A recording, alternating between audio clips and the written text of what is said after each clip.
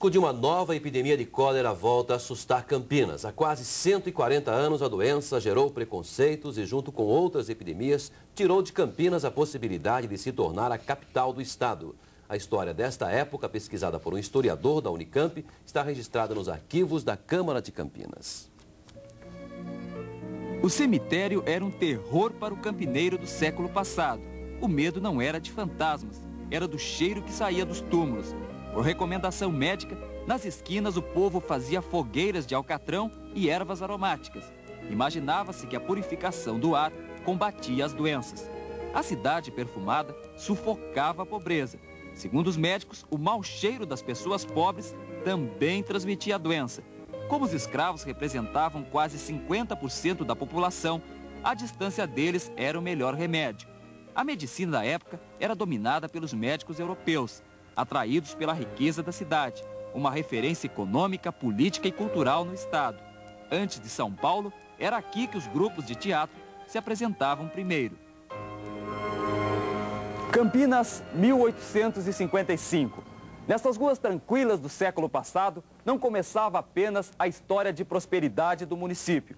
De uma forma inesperada, Campinas passava a enfrentar 3 epidemias. Primeiro foi a varíola, depois a febre amarela, que chegou a matar 1000 pessoas. Não demorou e veio a cólera. A cólera, na verdade, não chegou a matar ninguém, mas virou uma epidemia. O sistema de saúde da cidade virou um verdadeiro caos. Campinas perdeu o prestígio político e, com isso, a chance de se transformar na capital do estado de São Paulo. A cólera entrou no Brasil pelo norte, chegou ao Rio, desembarcou em Santos e veio parar em Campinas.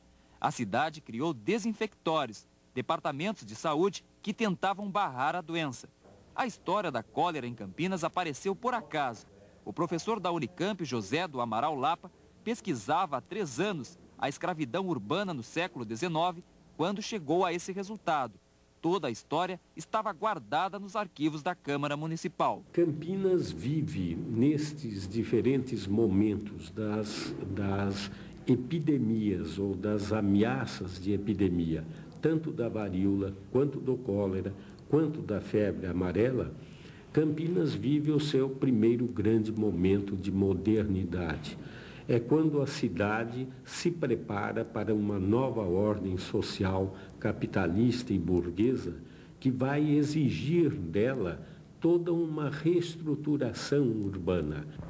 Qual é a comparação que o senhor faz com o tratamento que era dado a essas doenças naquele período e o tratamento que é dado hoje? A ameaça provocou uma mobilização de forças, de recursos, de uma orientação política pública que, inclusive, interferia na vida privada de cada um e de todos, que, de certa maneira, tem identidade com as providências dos nossos dias, não é? Mas o senso comum levava também para um tratamento meio que preconceituoso nessa época. Com certeza. A população escrava, por ser negra, e a população pobre eram excelentes candidatos ao cólera, por essa condição de pobreza e de cor, quando isto é um preconceito dos mais perversos que se possa ter. Quer dizer, se o escravo tinha cólera, ou se uma pessoa pobre, carente, adquiria moléstia, era pela jornada de trabalho excessiva, pelas condições de vida deploráveis que tinha, tornava-se vulnerável à moléstia, não porque se fosse pobre ou fosse negro. Isto era um absurdo. Boa tarde.